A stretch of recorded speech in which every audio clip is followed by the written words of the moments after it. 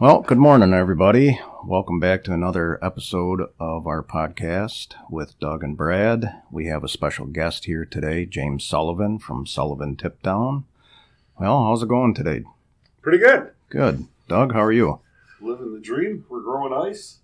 Mother Nature would be great to me if the wind had died out a little bit. Yeah, getting a couple inches out there now. Yeah, we're actually starting to do our podcasts more on a regular basis. Trying to. We got James to come down from up north. Yep. Not to put you on the spot, but we're going to ask you a bunch of questions. So That's what I'm here for. a lot of people use your tip downs. I'm a believer. I'm starting to use them this year. You got me on board. Lakeside Bait and Tackle carries them. So does a lot of bait stores in Southeast and in the state. I even know, congratulations on getting on Amazon. I know that's pulling teeth. Yeah, that was a lot of work to get on Amazon. I had to trademark my brand and all sorts of things that I didn't have done before. I never thought anybody would want to steal the STD, but apparently Amazon wouldn't let me on until I had a trademark for it. Oh, wow. So yeah, when you have a new brand on Amazon, it's a big deal to get registered. Now, this is more family. It's you and your wife that build them. My wife helps, but mostly my youngest son. He helps build all the powered ones, and I've got a high school kid that comes over after school and runs my CNC router and does that along with, everybody in there runs everything, but that's kind of the primary assignment. And my son's girlfriend helps me with packaging for all the stores, because then I don't miss things, because I'm the guy that people call and say, there's something missing in my box. I'm like, I had to blame somebody, and it's me. But I send it out immediately, and I have good customer service. So. Well, that's what you look for, local. And you're a Wisconsinite. You live... Eau Claire. Yeah, so you're Wisconsin. You're doing things with your kids. You're doing things with your wife, with your family. How did you get started? Now, you've been around since 2008? 2009, I came up with the powered tip down, and that was just a jigging tip down that ran on a battery, and I took the motor out of something that was supposed to do that. It didn't do it well, so it broke on the ice. I took it and put it in a vise and hit it with a hammer and took the motor out of the thing, and I started thinking about what would actually make a product that would jig a pole. And then once I got that going, I was making those for a couple of years, and people are like, man, I would really like a rod holder that would work like a tip down. And apparently people have been trying that for a lot of years, to have something with a regular rod that would work as a tip down, and they were not having success. And one night the neighbor and I were in the garage, and we had taken the rod holder off the powered tip down that we were making, and I milled a slot in the back side of that rod holder, and that was the high five at the moment, because it was like, oh my God, look at this thing. You can balance it anywhere you want, and it's got all this sensitivity. And as soon as that fish hits, it drops down, and it makes a audible sound. You get a good click on the ice, and that was the eureka moment, and everything from there has kind of taken off. Then I had its own extrusion made, and that was the first version of it. And after 2 years, I had people complaining that they couldn't get the rod out of the holder easy enough. So I went back to the drawing board, and I never had a problem with it. You could just twist and pull, but that there's a lot of people that needed to see how to work things, and I came up with this upside down question mark looking thing, and that turned into the version of the rod holder that we're using now. And it's been super simple to get the rod out. Plus, you got all the rod security. You can fish for pike with these things if you set the rod in there right and you set your drag properly. This is a very important thing. You can't have your drag snapping tight and then leave it in this thing and expect to catch a pike, because you're going to fold it in half, lose your rod, and all sorts of bad things. But if you learn how to set your drag proper, or use a Akuma bait feeder or something like that, you've got a really good tool for it. So Yeah, that would be a good match up there with the Akuma bait feeder. Yeah, we do. It has been. It's been very good. Well, today since our buddies Mark Rogers, Mike Bennett from Akuma take very good care of us. We're going to take a couple of my Akuma bait feeders, and we're going to go with James over to a lake that's got a few inches of ice on it, and we're going to play with them a little bit. I'll get some YouTube videos on my YouTube. I'll get some on Lakeside Bait and Tackles. Everybody knows Jim's a social media guru, so you'll see it on his. Or James, I'm sorry. But that's amazing, though. I love the background behind the story. I mean, that's always cool. Yeah, make you want to use somebody's product even more. When you make them at home, you make them with your kids. It's a family enterprise. You've got the passion. That's huge. I mean, to me, that's where I want to buy things from, and that's who I want to buy stuff from. I do know a lot of guys on your lake. Well, I shouldn't say your lake, but Sullivan, run them for crappies. Yeah. Yeah, there's quite a few guys out there running them for crappies and bluegills, too. I'll see now, like with gills, I like jigging them. Yeah. The crappies, yeah, I get it. Set it in the tip down, let it move. Even perch, when we're doing perch deep, like, in Mississippi River and all of that, you got a minnow on, love it. But sure. Gills, I like watching them come in on the sonar. I like pulling the jig up from them. That's just one of them things. Oh, yeah. And now you have the notched tip drop. For the bigger the notch slot is more of a pike thing. But if I can go back to what Doug was talking about there, over on the Mississippi River now on the backwaters, what a lot of guys will do with these things is they'll use it for a more of a locator for the fish. They'll have them out remotely, and then they'll have however many guys with them. They'll have that many holes around the tip drop. So when the school comes in, they'll go over and drop their line over there and start reeling in the perch, by hand, and using it as an actual tool to locate the schools coming in, because they're all coming in different places, and that perch are. It's a really good idea. Yeah, it is. And you learn these things from your customers. Not like I'm smart enough to figure this out. A guy's telling me, he's like, this is what we do with them. I'm like, that is brilliant, and it's a really cool thing. I see the excitement on Doug's face right there. So now when we start guiding perch out here, Geneva's a different ballgame when we guide perch through the ice. You really got to have the camera, because we're in 30, 35 feet of water, and you'll have a school of 5 inchers come in, and you'll have 2 12-inchers in that school that you want to hit. So you want to pull it away from them. Exactly. When we're on Sullivan and we're out 40 feet of water and we're catching perch, it's a completely different scenario. Every perch you pull up, I shouldn't say every, 90% of them are keepers. They're over 9 inches. They're not going to be 13. It's just Sullivan, but 10-inch, 11-inch perch is a good eating fish. The more people I have with me when I'm guiding, if I got a group of 10, we do better than if I have just 2 people with me, because when we can get that school in and we can keep it occupied, if you have baits in front of that school seems to stay a lot longer. If it's just 2 guys, we'll get 2 or 3 out of the school, and now we're chasing the school again. Or you're waiting 2 hours for them to come back, and I don't have that kind of patience.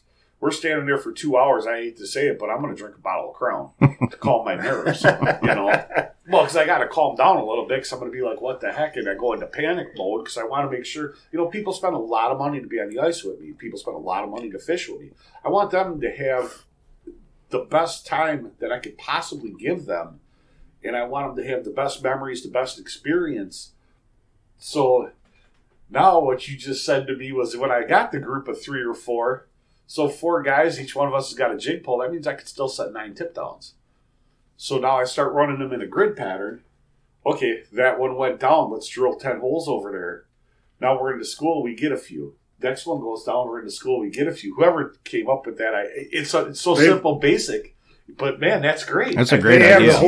They have the holes pre-drilled. When they're putting them out there, they're putting that many holes around each one. Someone's doing all the work, but, then they're not scaring the school away, or whatever. In the backwaters, you're in shallow water a lot of times, so you want to have it all pre-drilled. You don't want to be spooking them, because, we're in 4 or 5 feet of water. You're in 40 feet of water. It probably doesn't affect them up, like that. Well, I'm not scared to use that Strike Master that I got. I'll drill some holes with it. I have no problem killing a battery in a trip. Right. I'm definitely not scared. But look at when you look at the other aspects of it. Look at crappies.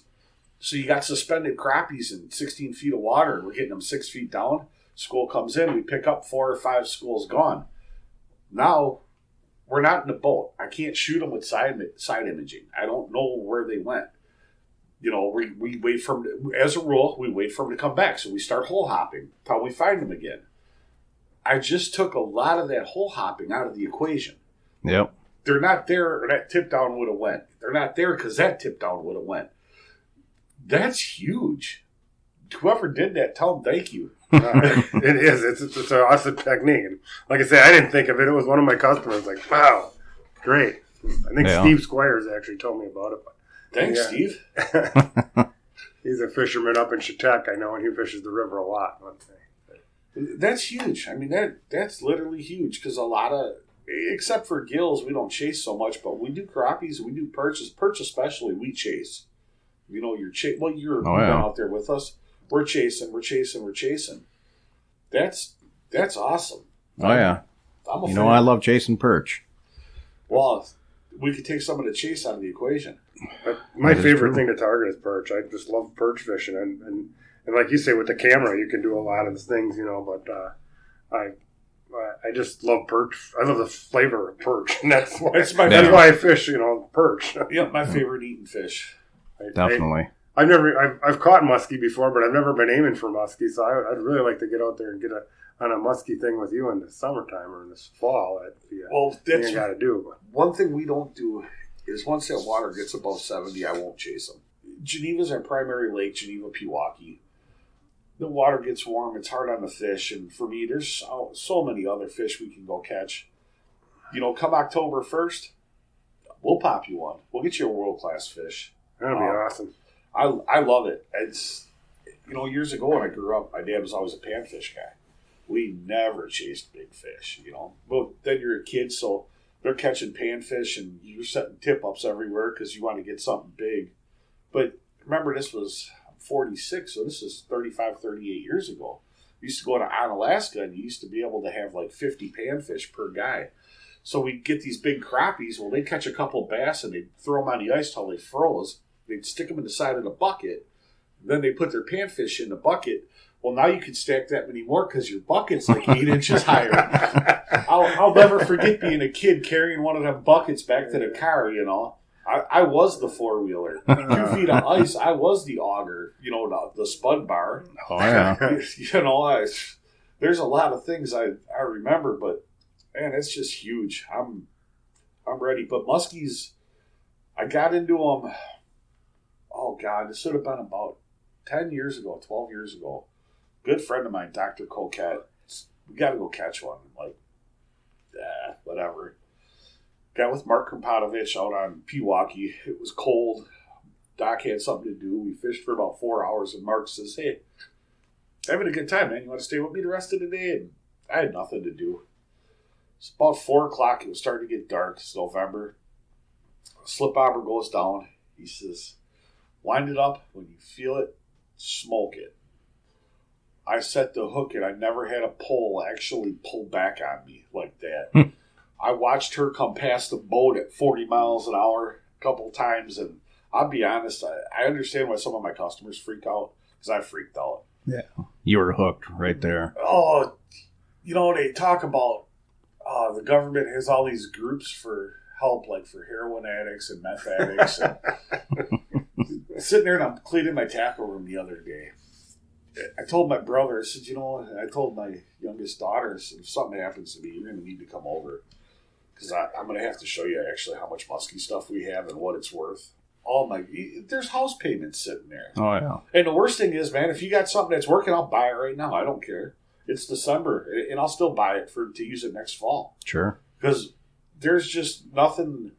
We had a guy, God, I wish I could think of Nathan. I can't think of his last name. He's been on a bunch of TV shows. They do the, where you put your hand in a catfish's mouth. Noodling? Yeah, down in Oklahoma. He's been on a few TV shows. All of this, him and his son came up. His son wanted to do it for his 18th birthday. That was the day where I posted a couple of the things where we went 2 for 5. Okay.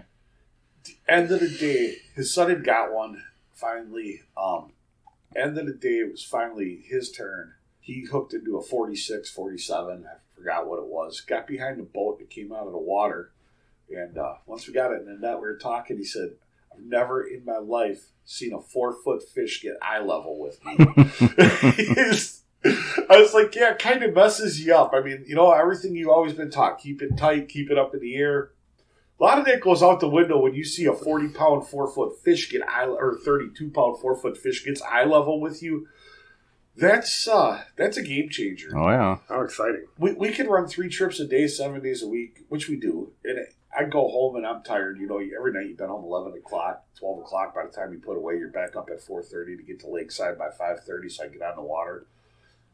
And I'll be beat. I just go through the motions. I make sure everybody catches fish. I make sure it's a great experience, We do muskies. And I might not have slept but 3 hours a night for the last 2 weeks. We're doing muskies the next morning. I don't sleep at all.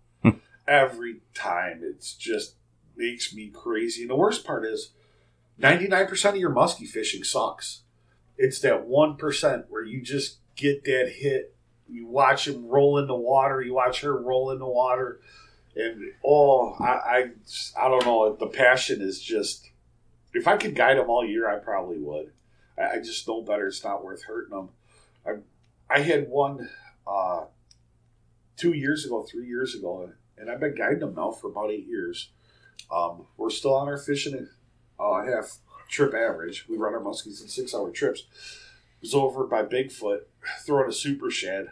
First cast of the morning, she came out from behind it and came over the top, and I pulled it away from her. I could hear my dad screaming in my ear, "Never set the hook until you feel that fish." And I thought, wow, what a way to lead the morning. And my customer says, "I'm glad that happened to you and not me." And I said, "Just so you know, man, I get as excited as anybody else. Usually I won't throw back after that fish until it's the evening or something because they don't come back." Third cast, she came out from under it. She came up in the air with it in her mouth. And I rolled her in the air and lost her. Oh, man. So you might do it every day. But when the passion's there and the excitement, oh, God. I have to get out with you next season. I've never really targeted muskie. Well, like we said on the last podcast, a lot had changed on me between this year and last year. Last year, James, in the fall, I had them tuned in. This is what we're throwing. This is what we're doing. This is the speed I want you to retrieve it. This is how I want you to do it. And I'll guarantee you one. I will flat out guarantee you one. This fall, we went out there with that same presentation, 2 trips in, and I hadn't raised one. That's the mask. With them wearing the mask, you're going to have a harder time catching them. It's in the way of everything. I shut my guide business down. I pushed a couple of trips out. And like I said before, I called my buddy Mike Juneman. I was like, he loves being in a boat. He said, I learned things. I like fishing with you when it's hard because I learn more from you. He says, we go bass fish. You just go point A, point B. We catch fish, boom, boom, boom. We crappie fish, same thing. So we smallmouth fish, same thing. He's like, you don't show me nothing. You just put me on fish, we catch them, we have a great time. He's like, I love watching you struggle. Because when you're struggling, he's like, I learned so much. And I'll be honest, if you're going to learn something from me, it's good luck with that because I don't know nothing. I think I just get lucky sometimes. But, yeah, so him and I were in a boat, 2 10-hour days, and finally, the end of the second day, I got them to do things they wouldn't do. Just like last year, perch pattern.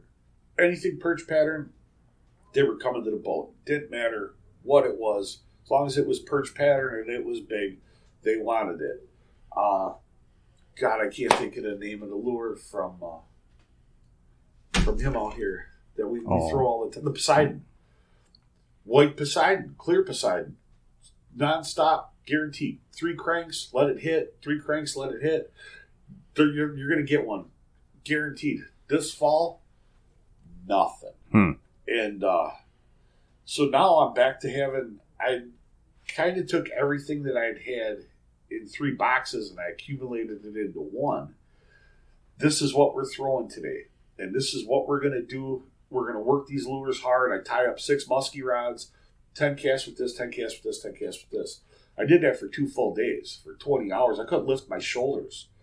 And then finally, the second afternoon, I got them to go again. And I'm like, I wonder if that was a fluke thing. Next morning, hour in, we get one. 2 hours in, we get another one. Oh, okay. But now why they have changed in that pattern, I have no idea. My 5 musky morning out there was Crowlin Black F-18 Rapalas. Sure. 2 seasons ago. Do you pay attention to the moon pattern and the moon phases at all? Absolutely. I truly believe if you have a moon coming, it's 2 o'clock in the afternoon and you missed this fish, but he hit it, but you missed him, Tomorrow morning when that moon's going down, chase them. If it's 8 o'clock in the morning and you missed that fish at 3:30 tonight when that moon's coming up, go back after him. He'll hit it again. I'm a firm believer. I'm not for a lot of fish, but with them muskies, I truly believe that window opens. And what I've learned, if you watch a lot of the tournaments, like you see the guys, they all caught their fish between 8 and 9 in the morning. You know, that's when 6 fish were caught out of the 8. Then you get the occasional freak occurrences where you just pissed one off. That moon cycle, and I can prove it. And Mark Rogers taught me a lot of this from Akuma. That's really true. If you have a miss in the morning, when that moon's starting to come up at 4 o'clock in the afternoon, go back after that fish. If it's late in the afternoon, go back after him the next morning, but go back after him before that moon settles. So say it's light at 6:30, the moon's going down. The moon's phase is still changing your barometric pressure and everything till about 8 o'clock in the morning. Go chase that fish that you missed yesterday. That I can prove that works. That, like I said, Mark taught me that. I pay attention a little bit on that, and he's like, it seems to me like if you had a great weekend last weekend, you're probably not going to have one this weekend. And it's like every other week, it seems to be, that you have better luck than the other weeks. And that's all with the moon, I believe. But I never, I don't follow it as much as you do, probably. Well, I don't follow it for like smallmouth, largemouth crappies, things like that. I've noticed with the muskies, it's made a difference. I do know with the walleyes, it makes a difference. I'm not. Well, so take Geneva, for example. Your Cisco's spawned the first full moon in December. So that's why all these guys are just crushing them walleyes out there, is because everything's up feeding. You see all these guys are getting muskies at night, trolling them. They're all up feeding on these Cisco's. Well, that's completely 100% a moon phase thing. On the ice, yeah, I like a little bit of moon. I don't care if it's bright. But I don't know. I've never really patterned so much. For late fall and for ice fishing, one of the articles I read, and I think Gary Roach wrote it, day 2 of your cold front's always the worst. Cold fronts definitely, I think, screw them up more than moon phase, barometric pressure. Because even if you're day 2 of your cold front, your barometric pressure drops and you should have that feeding window. Your feeding window was that you laid out 6 crappies, when on a normal day you would have laid out 16. It could really send them down. Brad and I had walked on Sullivan before where we had 4 or 5 inches of clear ice at night. We're tip-up fishing, and we're walking, and we're looking, and you can see these walleyes laid on the bottom. And they're just 6 inches off the bottom. They'll let you stand over them. They'll let you shine them with the light. They don't move. You can sit there and hit the ice with your bar. They don't move. You're walking, and it's really clear. You can see the eyes on your light 30 feet from you where this fish is taking off. Then I go home, and I'm reading about that, and Bobby taught me some of this too. Those are negative fish. Those fish are not going to do anything no matter what you do, no matter what you put into them. The one that took off, that's what you want. That's an active fish. It's actively out feeding. Right. The problem is when you go into day 2 of a cold front, from reading the article I read by Gary Roach, the majority of your fish go negative. They're not like us where we're full and we're going to go to the fridge and get something. We're more like, we don't feel good. We're sitting on the couch. We're just not eating. So he said day 1 isn't bad. Day 2 is the worst. Day 3 is a little bit better. Well, if you look at yesterday, it was day 2 of the cold front. I went out and chased walleyes last night with my brother Brian, and we didn't do anything. So today we should do a little bit better. I will say this, when we walked into your channel here on Sullivan, there are panfish in it because I saw them on my locator. Okay. We drilled a couple holes just to see what was going on. The water looked pretty clear, which is definitely a plus. I know there's a bunch of guys out there today. Yeah. I don't know how they're doing, but I know leading up to today, they haven't been doing very well on the panfish. So that's when you freeze your lake thaws, you were 20 degrees for 3 days, now you're 50 the other day with 50-degree rain going into 36-degree water. That kind of screws everything up for a minute. Yeah. I think if we could just stay on a stable pattern, which looks like what we're going to have the next few days, the lake will lock up. As soon as she locks up, we'll get out and do ice reports. I don't have my Jesus shoes. I can't walk on water, so I'm not doing an ice report with an inch of ice. It's not worth it for us. No. I think everything will turn on. We'll go back into where they come into channels, they come into the bays. I just think it just needs a little bit more time. Your walleyes are still staged shallow they come shallow at night like they always do. They do that all year in this lake. It's just a matter of, I think they just need a couple more days. So, yeah, probably midweek should be looking pretty good for ice, and hopefully the fishing does pick back up. And again, we are running our first guide trip New Year's Eve. We're going 4 p.m. to 2 a.m. We're $150 a head. We will feed you about 10 o'clock. Don't care how many you got. I just need to know. I got a few other of our guides helping. Billy Heim from the Night Prowler's helping. My brother's probably helping. Bobby probably help. So I don't care how many people we have. But we just think it's a great way to spend New Year's. How do you want people to contact you? Through Facebook or phone or email? I don't care. Email. The best thing for them to do is call your bait store, because you get about 300 calls a day for ice fishing now. Mm-hmm. So a better thing is just that you have to keep answering your phone. I should just forward my number to your phone then. Absolutely. One of the things, though, since we have James Sullivan here with the Tip Downs, he's changed one of the tubes and he's putting lights in it. I know he's going to talk to you about giving some away. Well, let's go with that, and then we're going to talk about I want to try them New Year's Eve. Okay. I'll set you up. But right now, I already sold a few down in the store, but the remaining 6 that we have will come with the tip drops that you have. And it's a clear tube, and what goes on with these is you stick a finger light in them, and it's the black pipe that's the upright on the tip drop. I've replaced it with this clear tube, and you can stick a light in it. And I'm probably, the next time I order tube, I'm probably going to order all the clear, because this is really, really popular. But right now, it's the newest thing. And finger lights are on Amazon. They cost 18 cents a piece. You can buy 100 of them for $18. So, and they have smaller packages, but why would you just sell them yourself and not tell anybody? I'm just not that guy. That's what I mean. And I don't have the time to mark up something from China that's 18 cents, and I'm going to, charge you $1 for it? And then you're going to be like, well, everybody's got an Amazon account, and if they don't, they can ask their kids to get it for them. Sure. Because their kids have one if they don't. And, and I deal with a lot of people having a website that, want to order over the phone and all that other thing. That, by the way, don't call and try to order over the phone, because I'm usually driving down the road and I don't write any credit card numbers down. I don't do any of that. I don't ever want to have any security issues because I have your credit card number, because I really have, I can process them, but I just don't do that. But the colors that you can get on Amazon, the red, the green, and the blue are really good, and there's clear ones too, and you get stuck with clear ones, so you have to give those to the kids or something. I mean, you can put it clear, but it just doesn't look as cool. And for your New Year's Eve thing, you're going to have to light up the ice, and it'll be really nice like that. But, and that illuminates your tip drop while it's sitting there at night. Yeah, and the ice. You get the green one, and it'll actually do the green light on the ice, which is supposed to attract bait fish, and then, and then bring in your crappies and all the other things. So that we'll see how that works. I'm not a fish biologist, but You know what I think about that, though?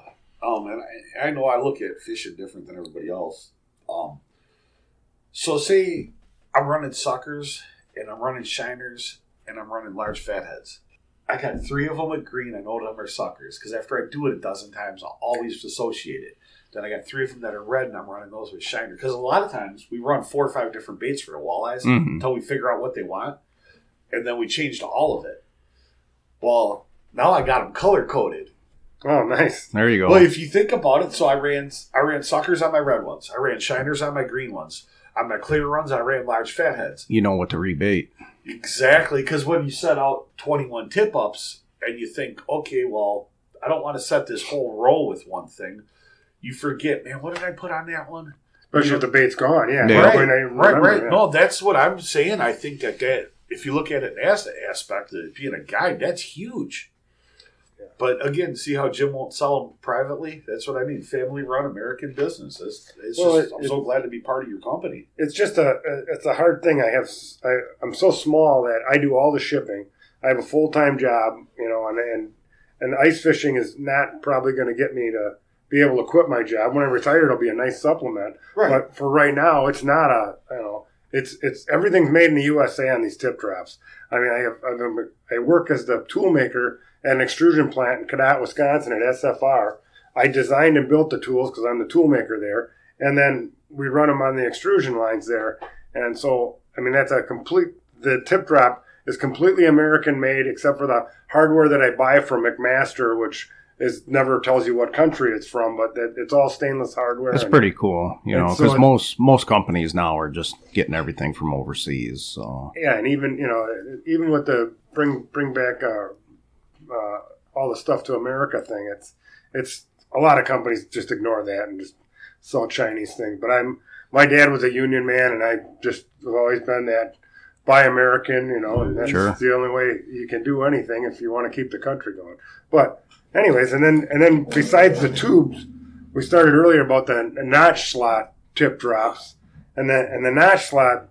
The advantage to those is you can run your bigger sucker minnows and your shiners and all that compared to the standard tip drop. The notch slot will allow you to run bigger bait and in windier conditions without having any kind of false trips. So nice. And when a pike hits this thing, now you're going to want to have your drag loosened up for a pike, or you just buy the Akuma bait feeder and make life easy on yourself, because then, it's going to let it take the bait out. If anybody doesn't know what a Akuma bait feeder is, they allow the bait to go on one drag that's set in the reel, and then you have another drag that's set for when you crank the handle, and then that tightens up your drag. It's a really cool thing. So you have a loose drag for letting out the bait out there, and then when a fish takes it, it'll still tip the unit down, but you're not putting the full drag on it, so you don't have all that force on it. Now you can let it run or whatever you want to do. This is where you make the decision at the hole. If you're going to take it right away or let it run, just like you do with a tip up or anything else, and just reel and set the hook. And now if you do the setting the drag, then you got to tighten your drag, either loosen it 3 cranks to start with, and then remember how many cranks and tighten it 3 again, so you're back there.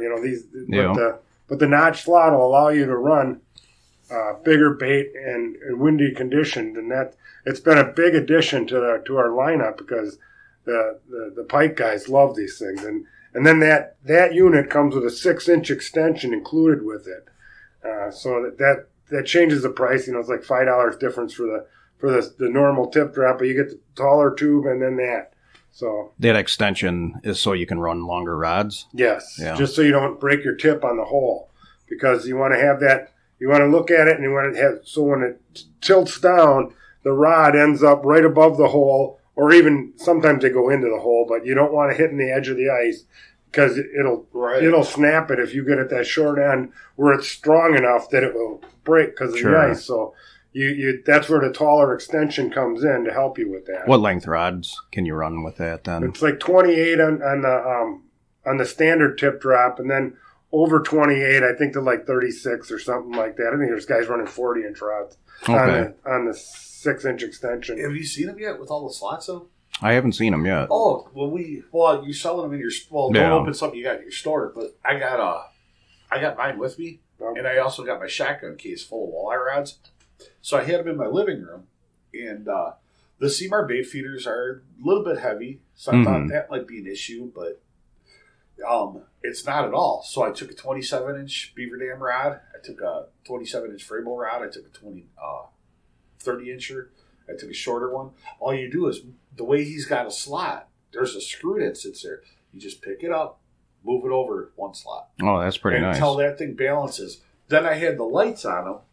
And so what I did was I took my lower drag until I could just get it to where it would tip down enough to set that light off. Because I don't want that fish, when you're pulling drag and you're going into a sensitive fish like a walleye or something, there's vibration running down that line with that drag. Sure. And you take the chance of him dropping it. So if you can get it loose enough, which now you have way less vibration, just enough to set that flag off. I don't need that. What in my head was, I don't need that rod to flip all the way over. I just need that flag to come up a little bit. Sure. And he's got that, so you can balance. You could probably put a regular fishing pole in it You can. And balance you can put it. you can put a ugly stick, ultralight ugly stick in that thing. Yeah. Fish with that. I mean, you can go to a lot of different rods. You can balance it. I mean, completely. And it's just so simple. And it's not, you don't need any tools. I actually took my Sullivan Tip Downs and I put them in one of my shotgun cases because, you know me, I'm cheap. Shotgun case is $10. I could hold 8 ice fishing rods. Sure. Or I could go buy one of the brand name manufacturers' cases for $100. Yeah, well, for what's the purpose? I don't care whose name's on it, Yeah. I think my shotgun case is Plano. They're down in Illinois, so I mean, who cares? But I took my tip downs and I completely folded them down because they're PVC. They fold real easy. Mm-hmm. Well, you can fit 4 of them in a shotgun case and still put 4 rods in with them. Oh, nice. Yeah, I did that last night. I'll tune that in a little bit better. But now you just have one shotgun case. You have 4 rods, 4 tip downs. Now you got, so say you did 2 shotgun cases, you got 8. They don't take any space in your car when you're coming out to guide or when you're coming out to do something. You don't have 15 buckets with you. Yeah. And that's, whoever came up with the idea for ice fishing, everything we do needs to be with a bucket. And just so you know, 4 of them fit in a bucket. that 2 on each side of the handle. But Sure. that folded down. And Sure. you can put your rods in there too. But that's the Yeah, standard, that everybody carries with, even though, it's not the best because my stuff's not going to get wrecked. I mean, I've had returns on broken stuff twice, and it's always been a good story. The tailgate was one, and the guy got in the car door with the other one. Sure. So my stuff is durable. It may be plastic, but it's not like hard Chinese plastic. It's plastic that's pliable. You can take it and slam it down, and you're not going to break it. I've done demos at shows where somebody will say cheap plastic crap, and I'll just pick it up and just whip it down just to show them. Yeah, it's not like a Schedule 40 pipe. No. It's heavy. It's heavy. And a lot of that plastic, when it's extremely cold out, gets brittle. Yeah. And yours doesn't. No, so. it's been good. So. Well, like when we guide the ice, we put guys in the shanties and everything. The guys and women. I just need to start saying that more because we have a lot of women on the ice. I put them in folding chairs. The ones that fit in the bag. Mm-hmm. For one, you're up higher than that bucket. One of the strongest forces in the world is trying to pull apart 2 buckets. It's true. I'm just not a bucket guy. And we're keeping some fish. Yeah, I do have a bucket with me, but for the most part, I'm not a bucket person at all. That's the thing. How many buckets can I fit stuff in? Well, to each their own. Yeah, the gun case is a good idea too. Well, it protects them. I have the long rods. I use a lot of the long rods, and that's a good way to keep them protected. Are you, speaking of long ice fishing rods, are you building rods this year, or are you just too booked up? Probably do not have any time to do them this year. Kind of slacked a little bit on building some rods, but... Well, you can only work 7 days a week. That's right. There's not an 8th day to do anything. Well, probably next year. Next year I'll get some long rods built. And hopefully Doug and I get some good YouTube video content today. But we will. And even if we don't, we have another source. I got a guy up in Detroit Lakes, Minnesota, Scott Mackner, 330 Maniac on YouTube. Yep. The guy's got incredible videos how to fish my stuff. He's doing stuff I never even thought of, and he's a guy that's does a sprinkler system all summer, so he has all winter off to go play on the ice, and he's a big he's a fur trapper. He's real big into trapping. Yeah, he's got way more trapping videos than he does ice fishing, but it was just one day somebody said, "Dude, there's somebody using your tip downs on YouTube and they're killing it," and I'm like, "Shut up!" And Nice. And it turns out to be this guy, and he's never asked anything from me. He's not like a, I don't have a real pro staff kind of thing. But these guys, I've got a bunch of guys that help me, but I don't have like a pro staff where I'm just feeding them everything. They're just guys that are helping out, like Doug, and he wouldn't let me give him stuff, He insisted on paying for it. And I know how that works. And nothing against you, but I just, and I know it wouldn't be with you, but I've always had that, hey, did you try this? Yeah. I had a Canadian company give me some things. We're not going to say what they were. Did you try them? Yes. How'd you do? Horrible. What do you mean? And I threw them for pike. I threw them for walleyes. I trolled them. I snagged a rock bass on Geneva with one of them. I was like, that's in 3 days. Well, you're running it wrong. No, I'm not. I've run it every way humanly possible. I've even fished with my brother with them. And the guy got pretty shady with them. I said, hey, I'll send them back to you, man. So ever since then, I don't want nothing for free. If you got a good product, I'll stand behind it 100%. But when you sell me something or send me something and think that it's a game changer, well, a game changer to you is that you caught 2 bass on it. We have 40 bass, 50 bass, 4-hour trips. So that you caught 2 bass in 4 hours on this, I promise you it'll never be in my boat. Because, again, I have to produce. And that's why I'm not a fan of people just giving me things. I'd rather you work for a living, I work for a living. Don't get me wrong, James gave me a heck of a deal. And he knew how to sweeten the pot. He sent me a sweatshirt. That sweatshirt and them hats and that. If I could just get a sponsor to give me jeans and underwear, I wouldn't even need to buy clothes. That's a thick sweatshirt, too, isn't it? I like it. It becomes everybody's favorite. And then on the side, it stretches for how much I eat. Oh, nice. I think that's supposed to be ventilation, but... Oh, that's what that is. I was thinking fat guy. But it can work for Thanksgiving, too.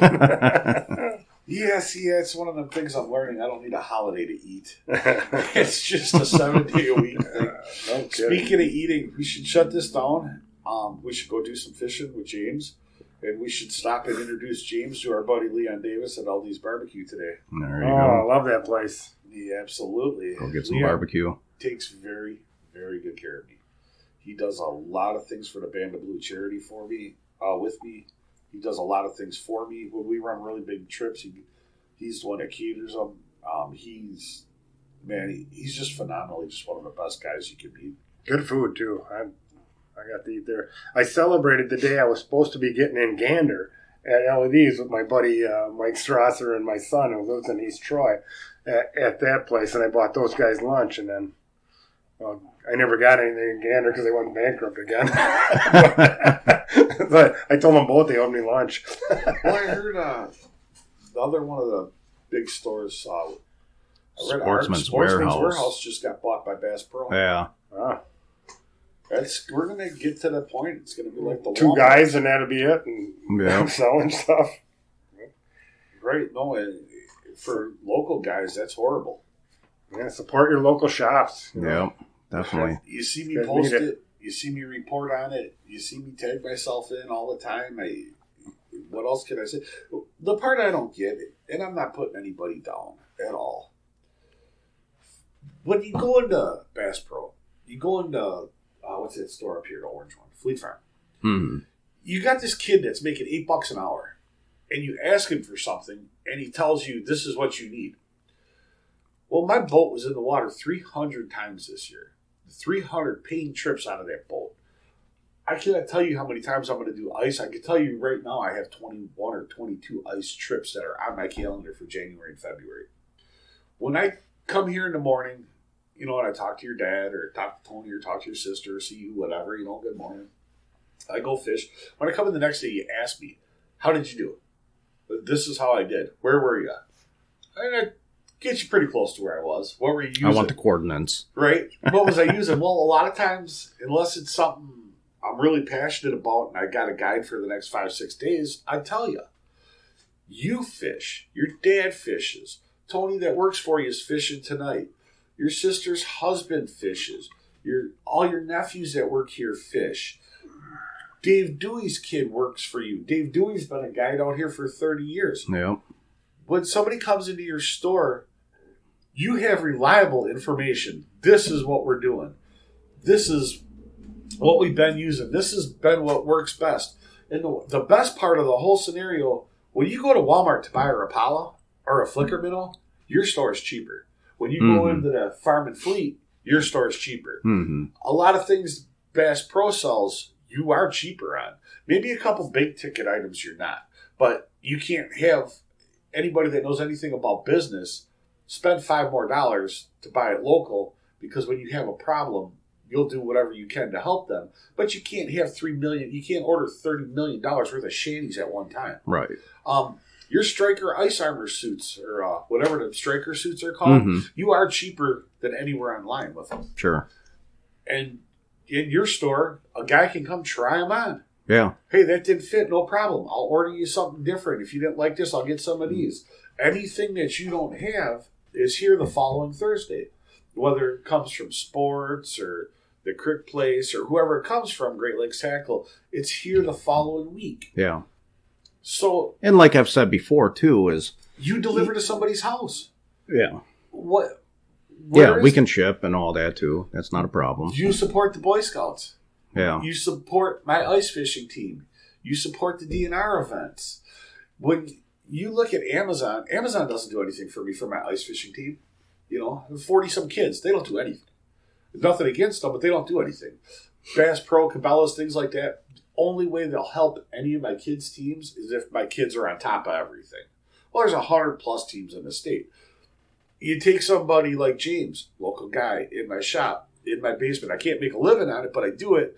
But, for this team, I wanted to help do this. I'm at your store, so I want to give a couple of these away. Fleet Farm doesn't walk in the door and say, hey, man, here's some Seagar line. Check this out. It's what we've been using. It's working. You got some kid that caught 2 fish yesterday. Now he's an expert. He's going to tell you, this is what you buy. Well, you go over there and they sell you $500 worth of stuff. The problem with having $500 worth of stuff in your tackle box is you only use $40 of it. Yeah. You're back to where it looked cool. They know exactly. That's why they have them stores so spread out the way they have them spread out. They want you to walk up and down. It's the simple thing like the grocery store. Why milk's in the back of the store? Because it's one of the number one items you go to get. Milk, eggs, butter. So you have to walk through the whole store. Put all them sales down that aisle that you have to walk down to get there. Yeah. They do the same thing. They see you coming. They don't... Nothing against them, but they don't support us. It's the small guys. We're out there helping, like you say, helping your fishing team out and all that, and a lot of other local charities, and helping the community also. Well, you take Lund Boats. Lund and Mercury sponsor me. Lund and Mercury do a lot for us, for the community. They love seeing the stories where I got the kids out on Facebook and that. They love that. And that's a big company that does it. Tries to help everybody. Jerry Sports, you've seen what he's done to my ice fishing team and everything else. Big company, loves to do. Akuma sends me all these rod reel combos for the kids. Big companies, they love to do it. And the thing is that it's guys that get out and do things.